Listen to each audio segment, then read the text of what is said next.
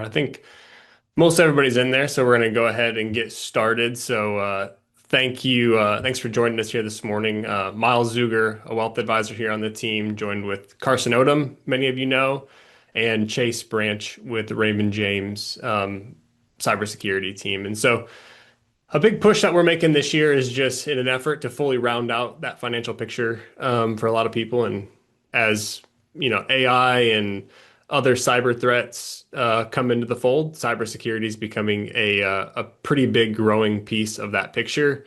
And so we just wanted to host a webinar today for a few reasons. One, to discuss how exactly it is that Raymond James is protecting you as clients of ours in the firm, and then what you can potentially do better to protect yourselves and where threats are coming from. I know Chase has some pretty cool tools teed up in here, and so I'll go ahead and get him intro so that we can go ahead and get going. But Chase is a senior analyst in the Business Information Security Office here at Raymond James, supporting the private client group.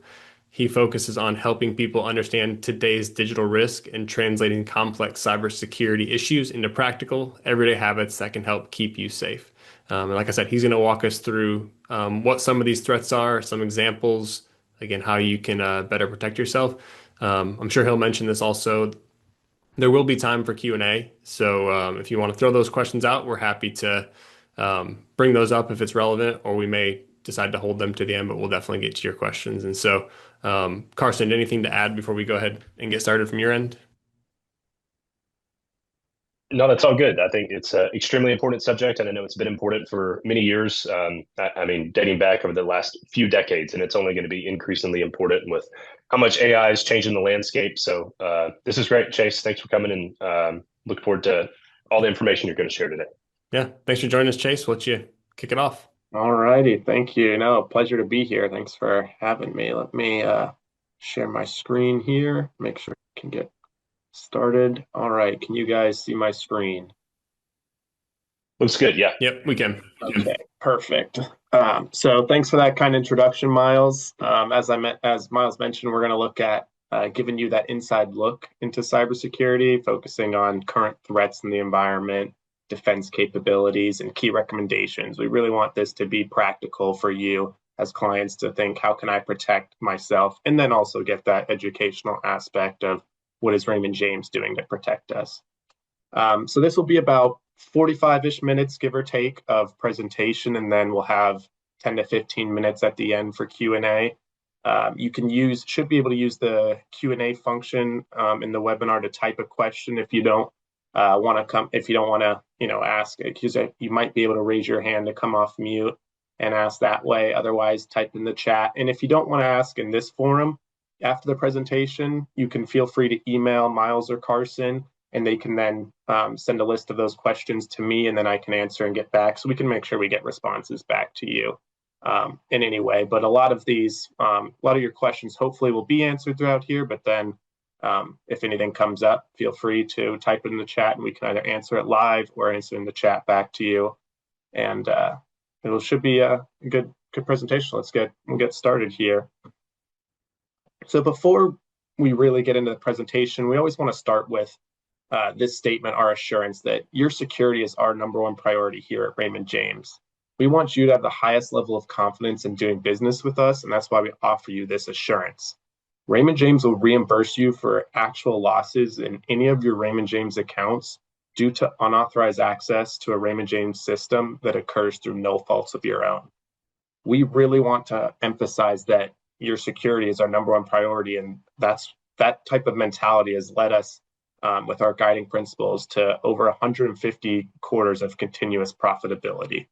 But I always like to start with that, just to let you know that, hey, we've got your back here at Raymond James. And obviously we'll get into some of those cyber threats that sometimes can be a little bit daunting of, wow, how do I protect my own data and information and my assets with all these threats and all these bad guys? So let's start with the current environment. There's a lot going on this slide, obviously, but let's take a step back, and I want you just focused on some of these key companies that you see, big names, T-Mobile, Verizon, Roku. These are all different types of breaches, scams, headlines that really just show how vast and varied the current environment for cyber threats are. Like it's hard because all these top companies, all these big names that you often use or know are getting breached or are having some sort of scam involved associated with their name. So it's hard to trust. What do I know is legitimate? And threat actors, they purposely do that. They take advantage. They impersonate top companies because those companies are often associated with trustful names and brand recognition. So on this next slide, we'll talk about how are these threat actors doing this? How are they attacking us? And the most common big takeaway here is what is social engineering? Social engineering is the term that refers to various methods that cyber criminals use to exploit human behavior. And it's all about taking advantage of human tendencies such as emotions, trust, and even fatigue. Threat actors really, really take advantage of humans' emotion to just either trust something or that sense of fear. Anything that's urgency is a lot of you probably know from some of the scams that you've seen. It's always that sense of urgency or fear of if you don't act now, this will happen. And even just fatigue, if they just constantly overwhelm you and if you're distracted with other things going on in your life, maybe they can catch you slipping. And that's why you've probably heard of some of these tactics on the screen, like phishing and impersonation, and we'll get into some of these in the coming slides. But just that term of social engineering is the culmination of all these different types of tools and tactics. So let's start with voice phishing, also known as vishing. This is where the scam where fraudsters use phone calls to trick people into revealing sensitive information to compromise their security. Many of you probably already know about voice phishing. It's those scam calls that you get, and it's sometimes it's hard and it's overwhelming. Of oh my goodness, is this I don't know what to trust. Is this a legitimate phone number?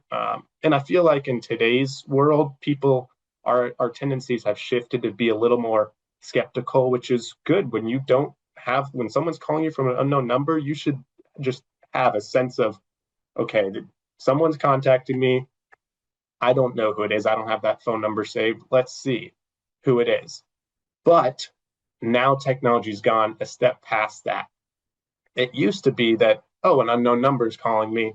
I don't know who it is. I'm going to be a little bit suspicious. Nowadays, threat actors can spoof caller ID. So instead of it being a 1-800 whatever number, threat actors can spoof that to say American Express. If you look at your phone, if say you use American Express, you could think, well, okay, American Express is calling me. No, you cannot trust that. It can be spoofed. So you should always have a sense of skepticism about someone contacting you because they'll spoof caller ID to appear legitimate. As I mentioned, they want to take advantage of human tendencies to trust, to any emotions that we have, such as trust. They want to install that false sense of trust to then extract information from us, either gain access to our data or gain information that they can then use to impersonate people for all kind of malicious purposes like identity theft or financial fraud. So let's take a look at some of those red flags or how to recognize a phone scam. Again, it's that the taking advantage of human tendencies, either emotions, trust, or fatigue. And a big one is there's no prize. It's those red flags of anything that seems super urgent or too good to be true, it likely is. There's no prize. You're not going to be arrested. You don't need to decide right now in that instant. If anything that's happening to you where you're getting a call or a text where there's something seems to appear legitimate, but it's prompting you to act right now, take a step back, do some side research on Google. Hey, I've got this text. Is this legitimate from this company? That's likely a scam. You'll be able to find things online about it. But I really want to instill that sense of if something's prompting you to act urgently, act now, take that step back and say, how did I get contacted? What's going on here? Because that's often how they get you. Chase, I was gonna maybe comment on this real quick and say, I feel like one of the tips I've heard people recommend is, especially be in the in the frame of like these scammers will clone phone numbers of these like legitimate companies. And so if you, like you mentioned, Googling them, well, if you Google that phone number, it may pop up like, oh, this is my bank number or somebody like that because they're able to do that. Would you say you're pretty safe if like you just kind of have a weird feeling or your gut saying, hey, this doesn't seem legitimate, that if you hang up and then you dial that number yourself, like that doesn't go back to the scammer, correct? That allows you to actually call the legitimate company and get through to them and you can ask them if somebody just tried to call you. Like, is that a good tip or any thoughts on that? Absolutely. You beat me to it. It's Oh, coming up okay. in this I know, but I love it. It fits in here where yes, one of those key recommendations is if you have, if you use American Express and you have their customer support number in your phone or you just get contacted by some company, like Miles said, it's don't engage with scammers. You can say, okay, thanks for letting me know. I'm gonna hang up and call you back. And then you can go and Google what is American Express's customer support number. What is whatever bank you use? Get that actual customer support number or the one that you have saved in your contacts. Call them or call that number, and then they can quickly tell you, yes, we just contacted you. This is legitimate, or they'll say, no, this is a scam. It's common. Like that is a great practice to just politely hang up and say, I'll call you right back. And even if you get someone impersonating a financial advisor, someone contact you pretending to be someone that works, say they work with your financial advisor, they could say, oh, I work with so and so. You can politely say, okay, I'm going to call my financial advisor. It's just a great practice that puts you in control of the contact of you're then contacting them, so you know who you're contacting. And there's a caveat to that I'll get in an upcoming slide. But yes, great point, Miles. That's a great practice that you can be in control of who you're contacting by calling that legitimate number. So continuing on here with some of those best practices for recognizing phone scams and how to keep your information safe is general. Never provide personal, financial, or computer information to unsolicited requests. Don't even engage with scam calls if you know it's a scam. You can just hang up. Like you don't need to engage with them because that often just lets them know, hey, there's a legitimate person on the other end of this line. Because in many cases, these are large operations. They're just cranking out volume of I'm going to text or call so many numbers a day. If you're answering or texting back, you're basically just saying, hey, this number has someone engaged. There's potential here. So I often just will decline it, or if it's a text message, delete and report junk, etc. And so don't, again, on that point is don't just assume that because someone has your number they mean well. It be a little suspicious in today's cyber environment. Can you what happens when you delete and report junk? Because I do that from time to time. I feel like one of the big ones was like the toll road scam or whatever. People said you owed a bunch of money in tolls. Like what happens when you report that as junk? Who does that So go to and like just so what's the process? yeah, great question. It obviously depends a little bit.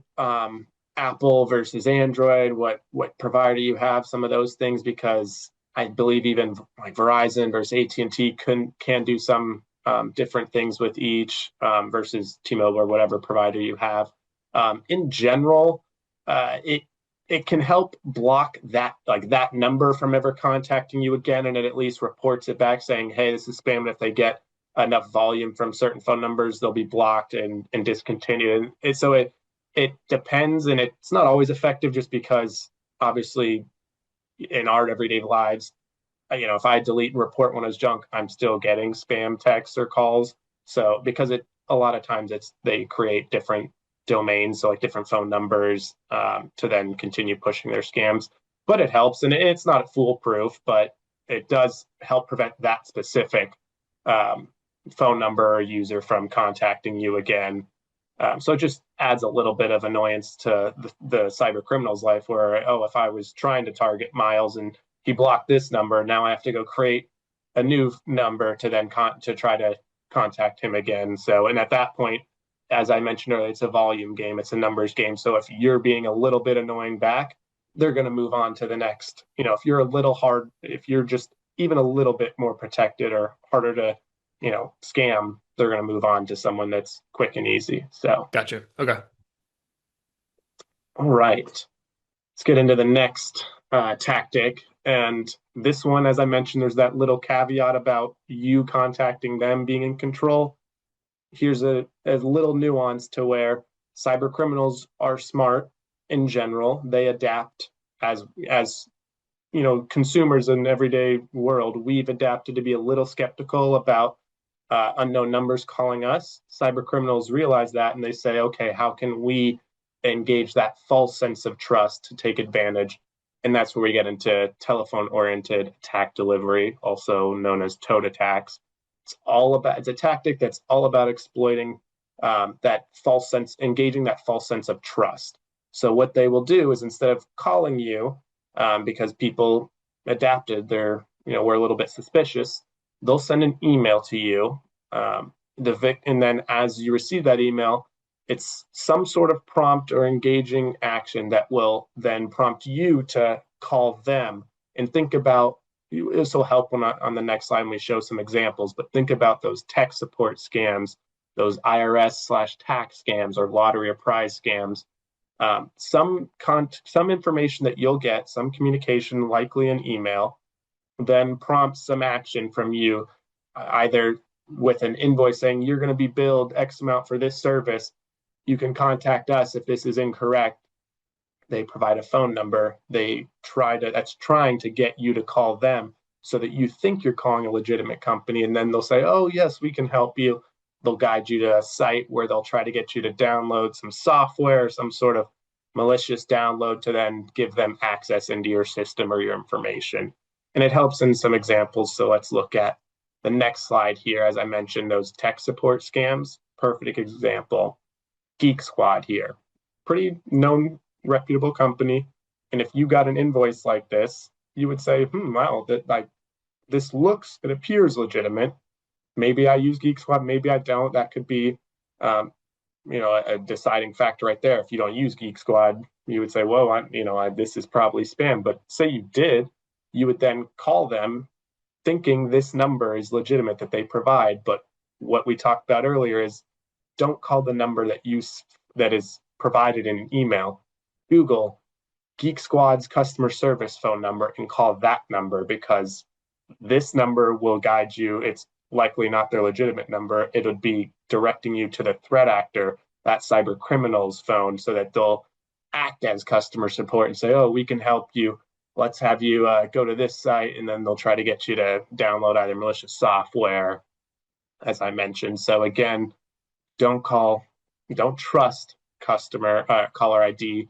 Don't call phone number that's provided in email. You can double check. If you do think it's legitimate an email that you're getting, just verify with Google. Say, go Google, what is their customer support number? You can verify they match, call that number, and then they can definitely say, because there are instances where your service level, maybe there's an incorrect error that you're going to get charged for something.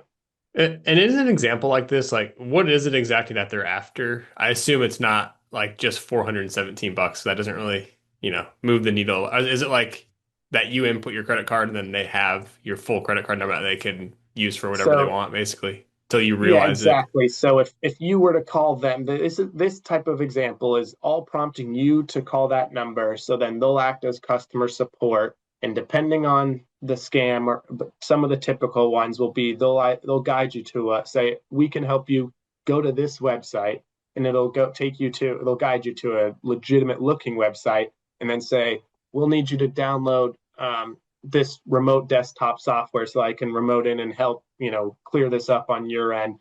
And that just gives them access to your computer. They can they have access to then your files, your data, your passwords. They're just trying to pull all types of data. And then other instances will be, they'll guide you if it's a bill issue or they need something to pay, they'll guide you to, and we have an example of this later in the slide deck, where they'll take you to their portal that appears legitimate. And as you mentioned, try to get you to enter your credit card information to pay something. And then they have your credit card information they can then use. So it depends on the scam, but it's just that whole instance of never install remote desktop software. Don't download any software from a malicious looking website or from someone that contacted you. You can't just trust unless you know that you verified who you're talking to. as a legitimate business partner, you should be very skeptical if you're downloading any sort of software or anything from an online website. And another one is those pop-up warnings, which we'll get into in the next slide. As many of you have probably seen, if you're just browsing the internet and looking at some websites, if you ever get any of those pop-up scams, it's all that sense of urgency. And on the top, we'll transition into that on these pop-up scams. These are often known as like watering hole attacks because it'll be either commonly visited websites that have then been infected or look-alike websites that threat actors and cyber criminals will embed these type of pop-up scams that will say, warning, you've contacted a virus or this website as potential threats that have been detected on your computer. Call this number now, or some sort of prompting urgent action that you need to take action because of some infection or some threat that we've detected on your computer. And all this is the same instance where it'll then try to get you to download some software, which is actually a threat actor. You would be downloading malware on your computer and they'd be gaining access to all your data, your passwords, those type of things, any of your files. So it's all about that sense of acting immediately. A lot of these, they get people that are like, oh my gosh, my computer's infected. I need to take care of this now. And when in reality, close it out, close that browser, exit out of that page and you'll be okay. And oftentimes, I've seen instances where if you have like a free antivirus software, it'll be a page that tries to mimic some of the most commonly used like antivirus providers so that people think, oh yeah, it's a numbers game. Some of the big names like even for VPNs, like you could have Proton VPN, there could be even just AVG antivirus, some of those common brands, they'll just have pages that replicate them so that a lot of people that use that are like, wow, yeah, I use that. It's got to be legitimate. And it's a numbers game. So you'll hear me later in a few slides talk about opportunistic threats, being that these cyber criminals mass spam send out these threats and scams. If 90% of them don't hit, that's fine, because if 10% of them hit at large volumes, they can produce a lot of business, which is why opportunistic threats, you may get some scams that or text, phone calls that you don't use that service that they're talking about, so it's spam. But say the one time that you are, even if it's one of those package delivery scams, the one time you are expecting a package and you get that, you may say, oh yeah, I actually am. I have a package being delivered. Maybe that is legitimate, and that's where I'm talking about that opportunistic. They just unluck, timing, coincidence, however you want to categorize it. That's that instance that I'm talking about. So, all right, we have really harped on some of these phone scams, phishing scams, some of these internet browsing scams. Let's talk about SMS phishing, also known as smishing, and this is very common. I'm sure many of you get these text scams. It seems like every day there's a new one, or it's hard even to get rid of them. But think about, these are as this example, prize/lottery scam or a tax scam, or as I mentioned, one of those package delivery, Amazon package or US Post, UPS or US Postal Service, any of those, even service cancellation. A lot of different examples, and I'm sure many of you are familiar with these. But let's talk about the best practices for these and some of the red flags. So on the next slide, we've talked about US, package delivery. If you got this text, if you say it's opportunistic, say you are expecting a package, you should know, how would I get contacted if I'm trying to track this, or how will I need updates if something happens? So if I got this text, I would look at it and say, oh, I didn't order anything. This is definitely a scam. Move on. But in that instance that, yeah, shoot, I have a package that's supposed to be delivered. I'm expecting something. Let me look, like, why would I just randomly get a text about it if I didn't initiate that? Hey, let me track, with whoever I ordered it from. How would I get contacted? How can I track my package? So first thing, again, let's look at this link in a text. Never click links in text messages. never. And especially inspect it. Yeah, if this is a USPS, U.S. Postal Service, why is this website domain gncore.com? That would be a red flag to me. So don't tap on those links. Know how an organization will and will not contact you. And then, as I mentioned earlier, you can block and delete. If you have an iPhone, you can swipe and block and delete, report spam. And in, I believe, the recent update, there are some advancements that Apple's doing to automatically filter unknown text, potentially as spam, and not show it there. Well, let's just say somebody did click on a link or responded to this. Again, they were expecting a package, and so they do that.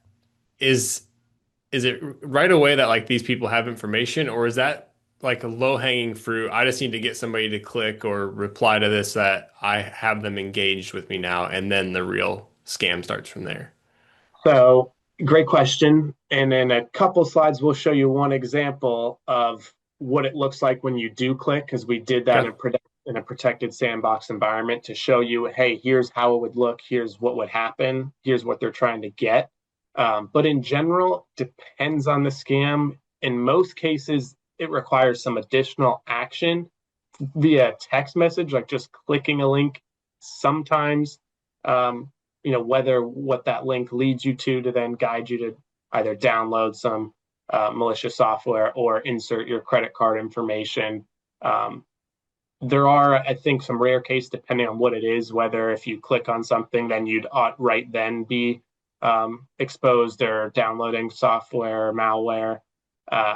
But in general, we'll show you an example of what that looks like on I believe it's 2 slides from Okay. now. But great question, because as I mentioned, it's opportunistic. We're humans. Maybe someone's having a bad day, busy. We've all been there where, shoot, I was distracted. I did click that. I thought it was legitimate. Am I, vulnerable now? Am I exposed? Like, what happened? When it's not just clicking that and boom, I'm done. There's additional actions sometimes, so you can catch yourself still. So we'll get into that, but and on the next slide, but on this slide, as I mentioned, know how you'll be contacted. If from the previous example about the U.S. Postal Service, if I did get that message, you could go and if you are expecting a package, again, you can go and Google, verify, hey, how would you contact me about my package? Is this link in the text I got legitimate? And you can find the legitimate government page that would say, hey, yes, this is how we'll contact you. This is how we will not contact you. It will not contain a link. You would have to initiate the track request for tracking before we would just contact you. So a quick Google and research would then help you verify, hey, this isn't legitimate. So let's move on to this example I described. So in this example, we went with one of those toll scams because that's very prevalent down in Florida with SunPass. And I believe in most of you likely are Nashville area, but in Tennessee, I don't believe there's tolls, but in neighboring states there are. So say if you're driving through and you have Easy Pass, you may get one of these texts because you could think, well, shoot, yeah, I actually was driving through North Carolina the other day coming back home and maybe I did go on a toll road. Is this legitimate? Maybe you don't know. And so you get this type of text message and from first glance, you're like, well, who sent it to me? That's a suspicious looking domain, but maybe it's legitimate. Looking at the URL, sunpass.com. Well, yeah, I'm in Florida. That is the toll road, but what is this dash TZOC? So just analyzing, that's a little bit suspicious. But then if I clicked on the link, say you were driving through, you're like, yeah, shoot, I was driving on a toll road. Maybe this is legitimate. You were distracted. You clicked it. What happens? You get taken to a page. It's a URL. You'll go to a website.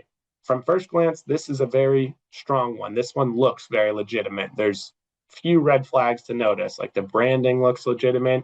There's not too many typos. Like if you were doing a deep analysis, you'd see, well, there's no $ next to the amount due, and there's a small typo here. There's no space between tolls and B, but that could be a very like actual common mistake on a page. So then if you clicked to pay tolls, that false sense of trust. You get a pop-up, you're being directed to our secure account and payment portal. That's something that legitimate companies do. They're saying, hey, this next page is going to be legitimate. This is our portal.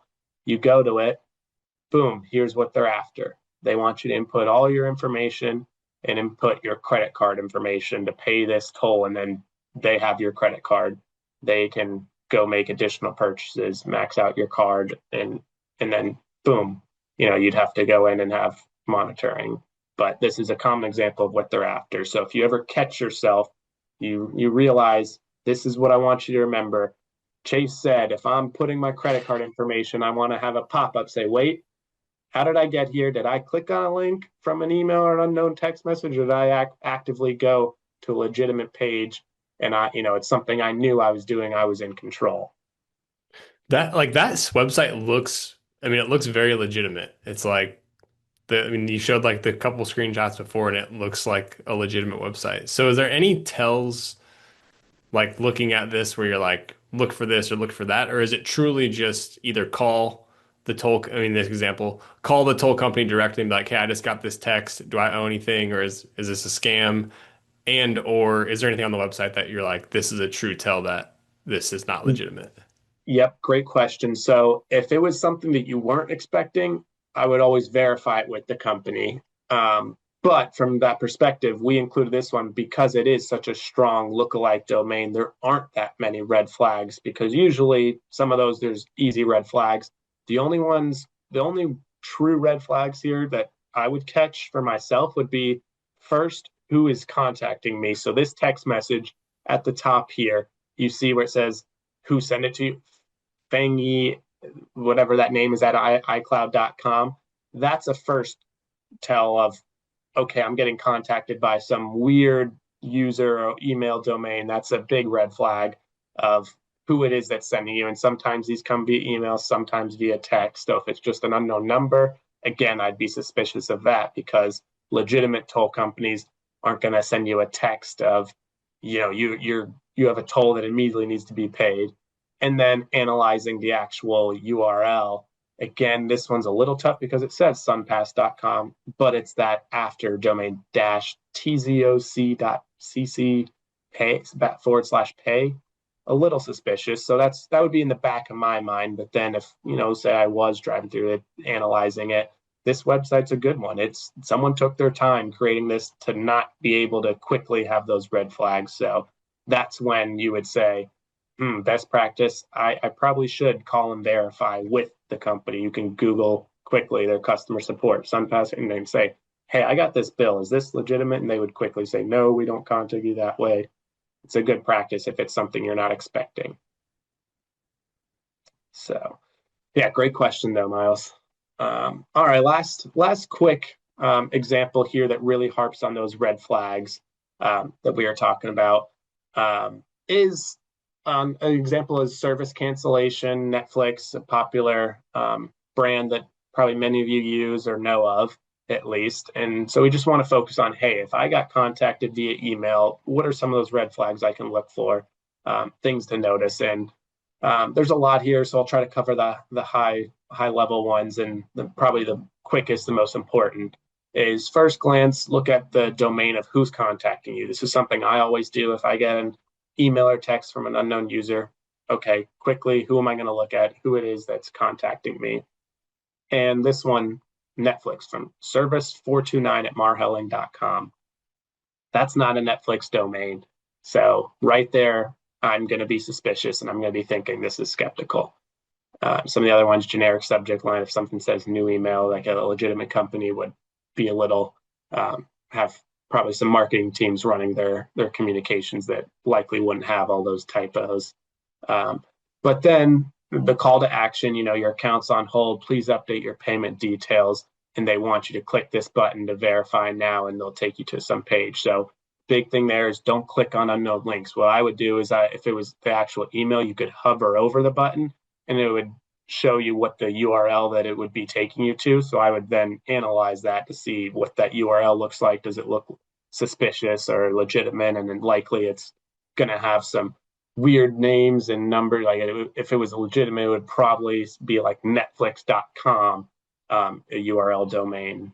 And then again, that false sense of trust, some of those other things about spellings. And then email at the bottom, like this message was emailed to no reply at Netflix. Like that's a typo. It was emailed to you, not them. So it was that states that it was emailed to their own service. So those if you see typos and that kind of thing, it's a little bit suspicious there.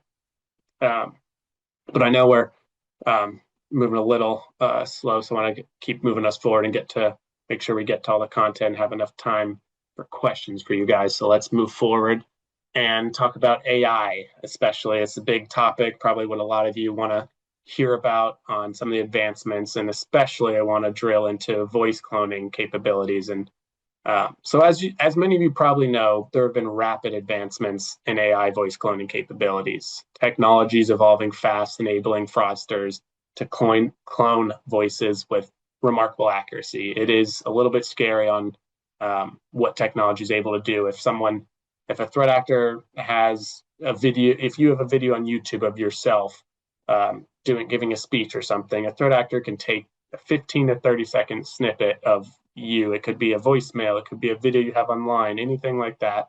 If they have 15 to 30 seconds of your audio or anyone's audio, they can create a deep fake that clones your voice pretty accurately.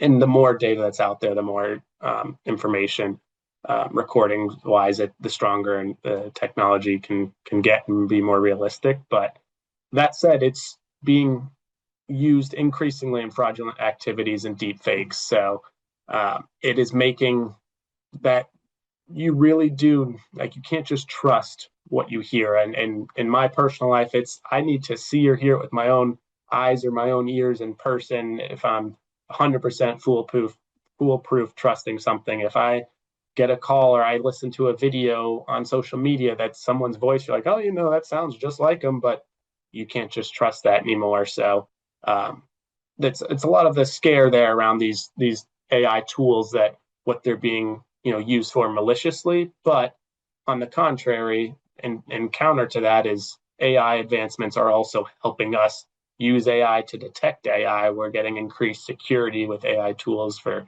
scanning, detecting, and just all that to say that you really do need to have that second guess nature, like trust in your gut feeling. You can't just get a phone call and say, oh, I know this. It's, this is my advisor. I talk to him all the time. It's his voice.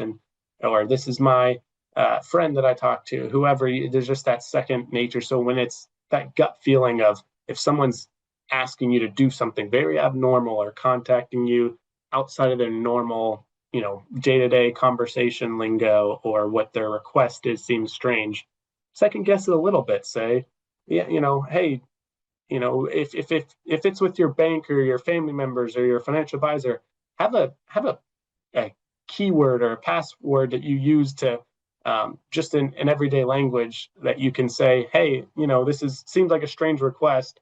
That practice of, I'm going to call you back at the number I have. Let me just call you back real quick to verify. But if you are talking to somebody, you can have that passphrase that you use as a, sure, like, this is a little odd request, so like what's our code word. Basically, it's just a second additional tool in nature that you can have for defense, because you can't just trust who you're talking to because of voice cloning anymore. You have to have a little bit of skepticism. Yeah, I would say this is something that we're very try to be very aware of for our clients here. Obviously, we know all of our clients very well and have very personal relationships. So I think maybe sometimes it can seem like it's a little impersonal to have those types of things, but at the end of the day, you really are just trying to protect all parties involved and make sure that there's nothing malicious or from a scamming or fraud point going on. And so just kind of, we're doing that also, just always having that I guess voice in the back of your head saying, hey, does this feel weird at all? And always just Yeah, taking a second to verify things. You don't need to spend 10 minutes doing it, but taking an yeah, extra minute quick, is worth exactly. it, just to protect everybody involved. Exactly. It really comes down to that know your client / know your advisor principle. If the request or something seems out of the ordinary, that's when you can take that step and be like, let me just, verify. It's an additional step. Doesn't need to be, like you said, 10 minutes of additional work, just a quick minute of confirming who you're talking to in one way or another. It doesn't have to be super formal with a code word. It could be, what were we talking about yesterday, that something only they would know, or just something that's out of the ordinary. And that comes down to the individual level of knowing who you're talking to.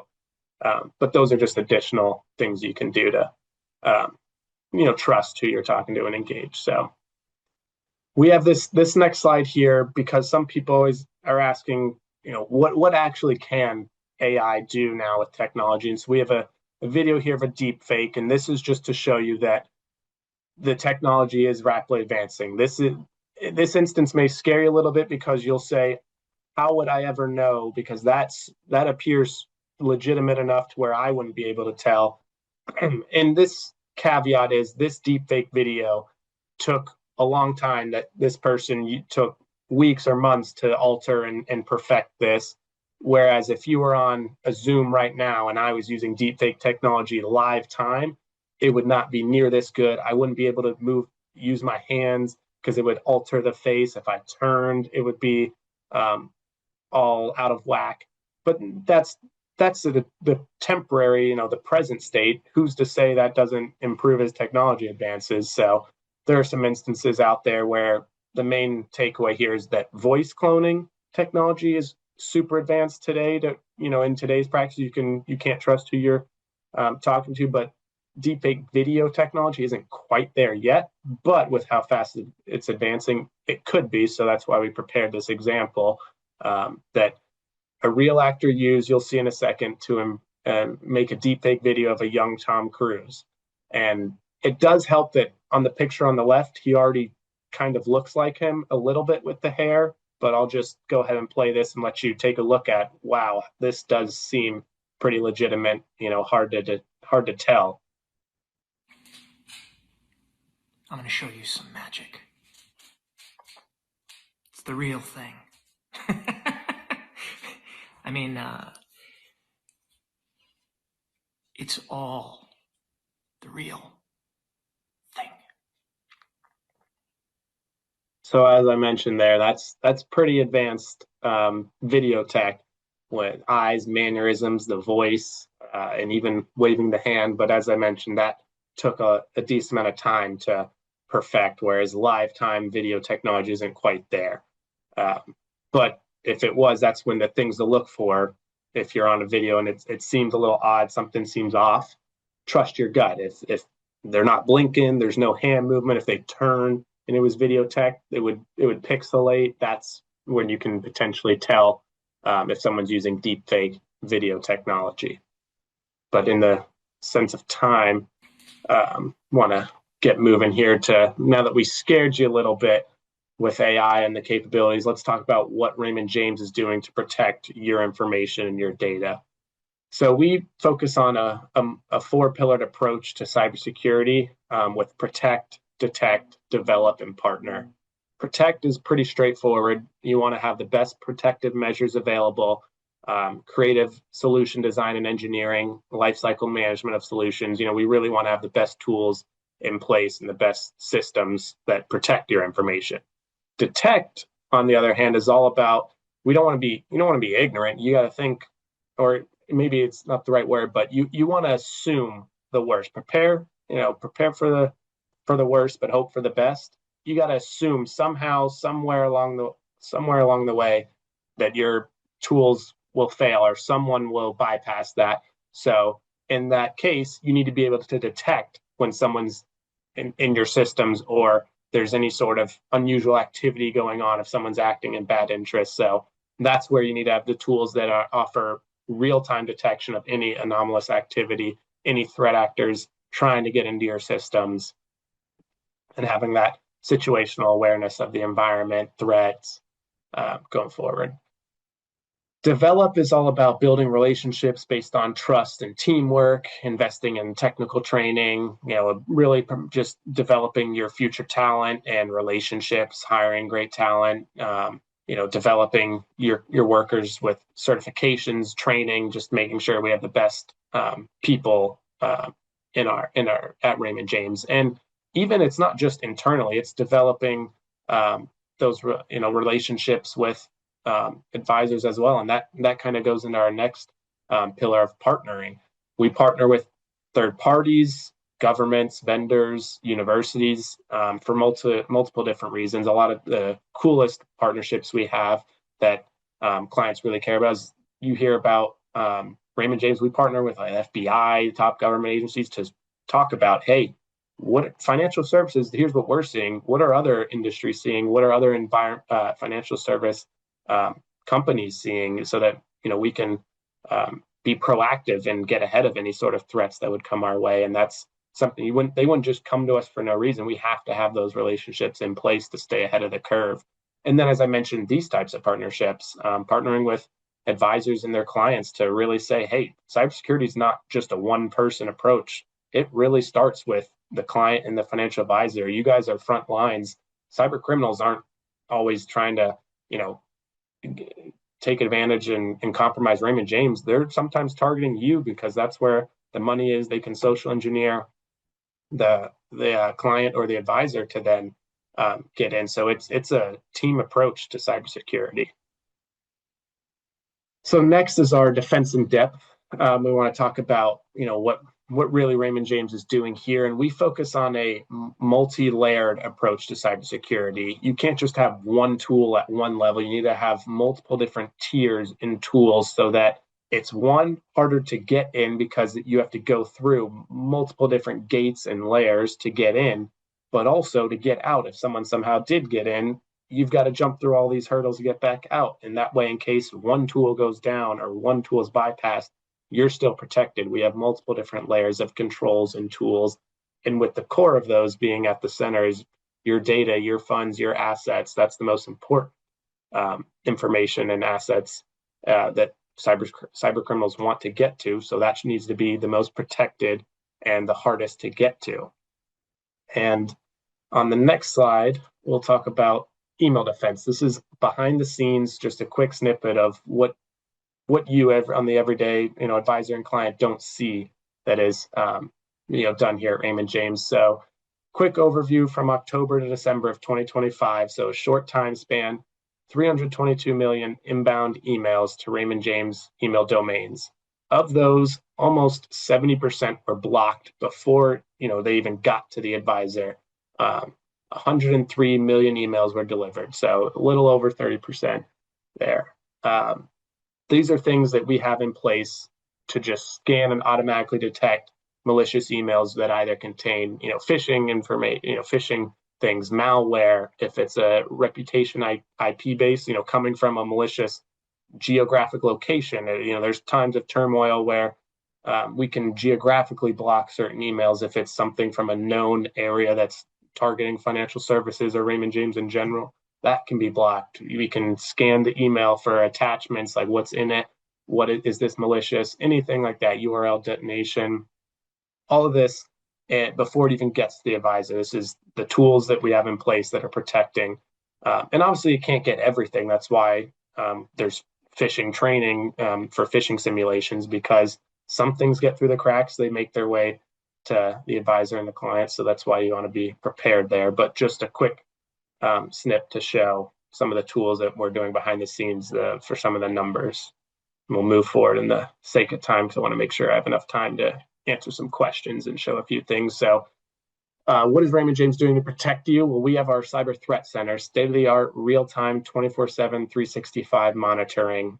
We have locations in St. Petersburg, Florida, London, England, and Vancouver, Canada, to offer that 24/7, 365 monitoring by certified information security analysts. And if you're ever in the home office in St. Petersburg, if you're ever visiting, we would have a tour that we could give. That's this cyber threat. This is a screenshot of the attack map that basically in our CTC, they're tracking real time these different pings, that any sort of event that they view as malicious, they're tracking where it came from, what it is. So this is a screenshot, but in real time, it's blasting all over the place, tracking that.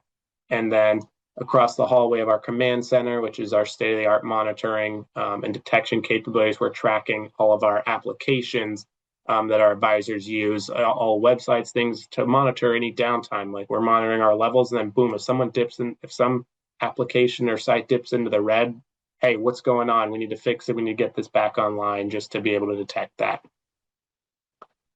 I know I'm rushing through these last slides a little bit, but I want to make sure we have time for questions and get to what you really care about as those takeaways, those personal protective measures, like what can you do in your everyday life.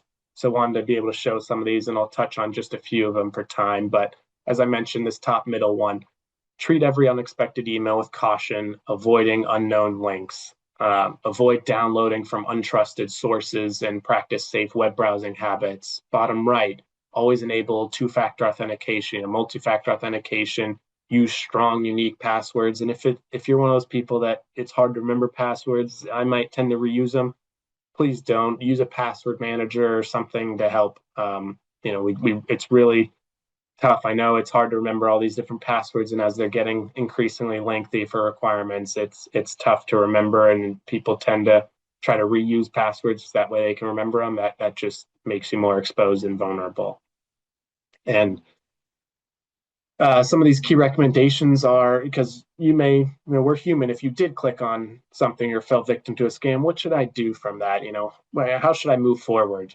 File a complaint. The Internet Crime Complaint Center, IC3, that's ic3.gov. You can file a complaint to say, hey, this is what happened. This person took advantage. This website is malicious. They can then try to take that down. And proactively, you can peruse these sites to then view their FAQs and see other types of crimes to see what other people are falling victim to, so that hey, that's a common scam. If I get that, now I'm aware ahead of time. And on the same type of line as the consumerftc.gov, they have links on, how can I, prepare for what common scams are out there. You can go to links to report fraud, report identity theft, but these headlines would show like what other people are seeing, what are the common scams. And I'll provide, I don't know if I mentioned this at the beginning, I'll provide Miles an email with a recap of what we discussed today, those common trends, takeaways, and then these key recommendations with links to these sites, as well as one tool that we'll get to in a coming slide here. And then one more important, helpful link, totally free. We mentioned that first slide on all these data breaches. People are often wondering, asking us questions on, there's so many data breaches. How do I even know? This site right here, haveibeenpwned.com, that's not a typo, PWNED. You can put in your email address, and a lot of us have multiple. You can put in each one at different times, and it will tell you this email address was involved in this data breach with this company. You can then know to go and change your password, or where was it leaked to. So it's just a nice, helpful tool to say, hey, what of my information is out there? What data breaches? What passwords do I need to change for certain companies? So great, totally free website that you should check out. And I know I mentioned password strength. This is a little outdated graphic, but we keep this one to show you the transition of how quick technology has made it so much easier to crack passwords, and to really show why you need longer character passwords. And this is now 3 years ago. Now in 2026, these time to cracks are probably even faster now. So really should be using almost pass phrases that are longer rather than just a password that's shorter, and really needs to emphasize that you should use numbers, symbols, upper and lowercase letters, like, not just a word for your password.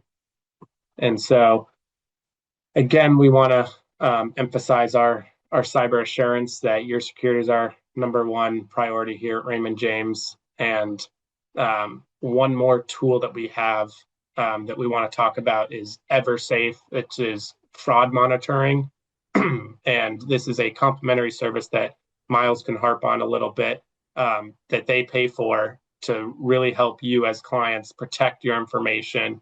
Adds a whole layer of identity theft protection and fraud monitoring to your accounts. And Yeah.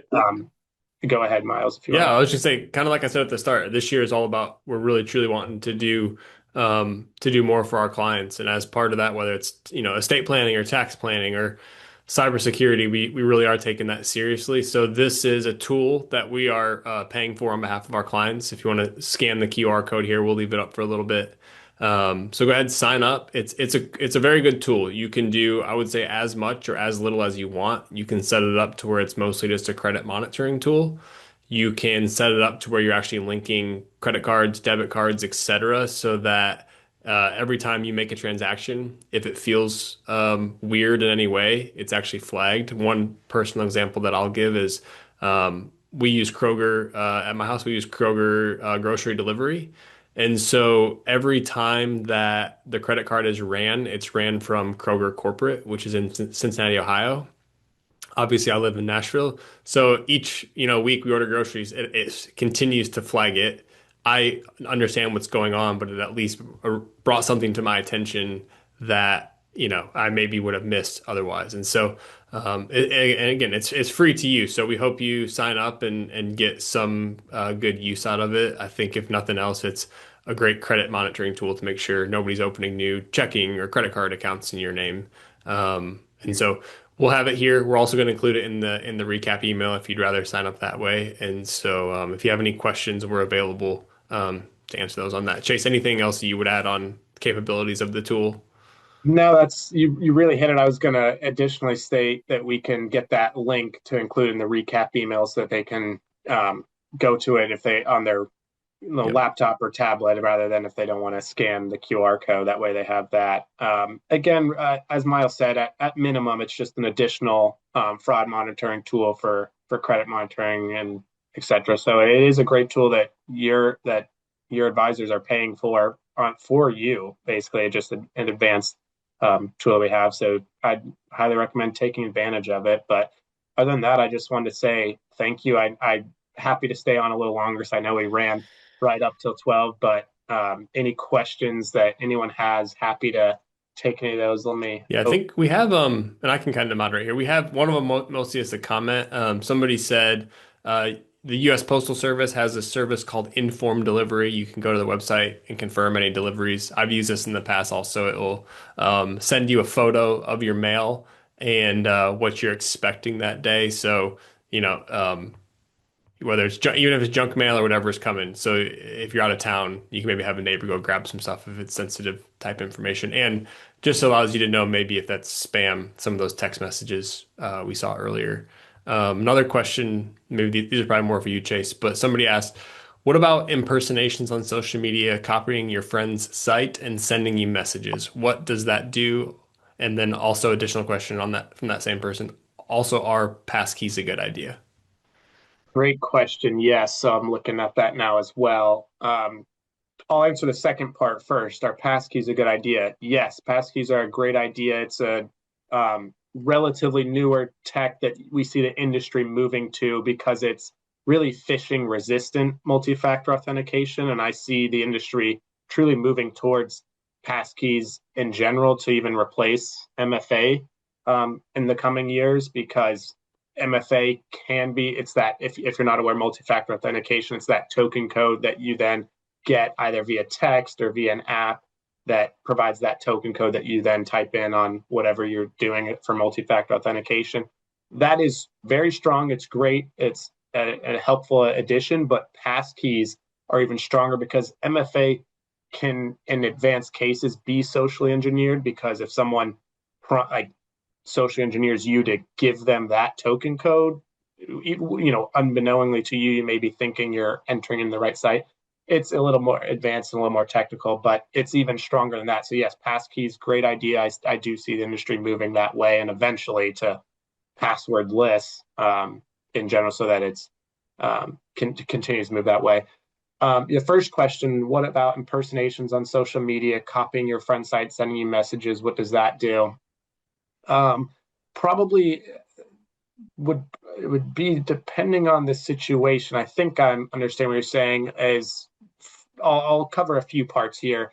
First thing I would say is know what information of yours is out there. I tend to keep all my accounts on social media private, because if you're public, cyber criminals can access a lot of information about you. I think it's the best recommendation to be private. in general, even for your friends, but talking about impersonations on social media, that's really where it comes to best practice of verifying. If it's in this instance copying your friend's site and sending you messages, that's probably, if it's, I've seen instances like if it's LinkedIn, there will be impersonations of financial advisors, people in reputable industries, or impersonations of popular brands to then they'll message you and contact you trying to get you to do something. It depends on what they're doing. They could be trying to get you to pay for a service, or they could just be asking you, like prompting you to give them information about yourself because they may already have some things they found on you online and then they need, either your credit card information or your date of birth. So again, just knowing if you get reached out to on your messages and it's something, just say it's someone that you're friends with on social media, but you haven't talked to them in a while and they're asking you a question about some personal information, just that suspicious of what is it they're contacting me for? Is this a little out of the normal? Trust your gut and then verify. If I was someone that I was close with, they're asking me something. If it's not super out of the norm, you could just shoot them a text or a call and say, hey, I saw you, your account posted this or you messaged me this. Is that you, or were you maybe hacked? And just verify that way.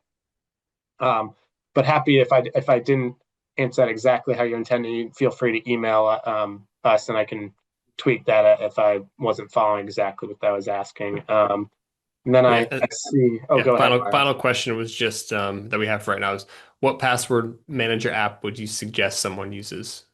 Yeah, great question. There's a lot of ones out there. This isn't a Raymond James recommendation that I'm going to make. This is one that I use in my personal life, and I think some people I hear in the industry use. Some of the common ones are Bitwarden, LastPass, OnePass. There's a few I can look at. I believe there is one that Raymond James has as a we've reviewed for that supplier. For instances, I can find that and include that in the notes for a few of those recommendations because off the top of my head, some of the names are very familiar and I don't know if it's OnePass or LastPass or Dash. There's a few that are similar names, so I'll confirm that and include some of those recommendations of popular brands that are out there because some of them they're multi-tiered. Some of them are free with premium tiers that you can use, so you can do some research for yourself on, do I just need one device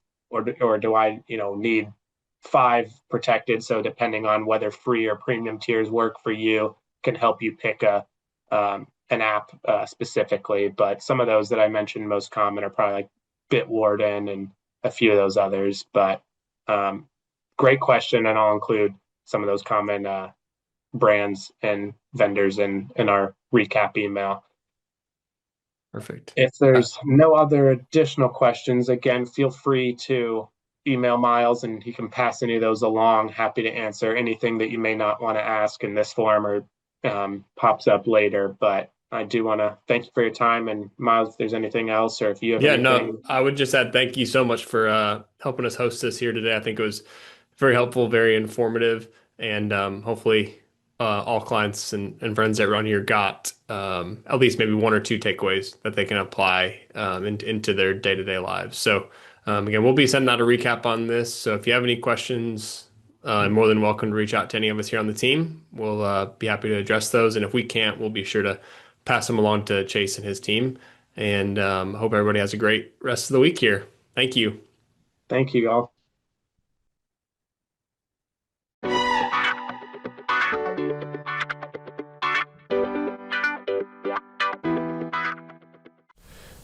Any opinions are those of myself and not necessarily those of Raymond James. Expressions of opinion are as of this date and are subject to change without notice. The information contained in these podcasts do not purport to be a complete description of the securities market or developments referred to in this material.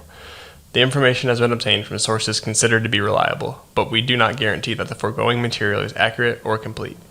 Every investor situation is unique, and you should consider your investment goals, risk tolerance, and time horizon before making any investment. Prior to making an investment decision, please consult with your financial advisor about your individual situation. Any hypothetical examples are for illustration purposes only. Actual investor results will vary. Raymond James does not provide legal or tax services. Please discuss these matters with the appropriate professional.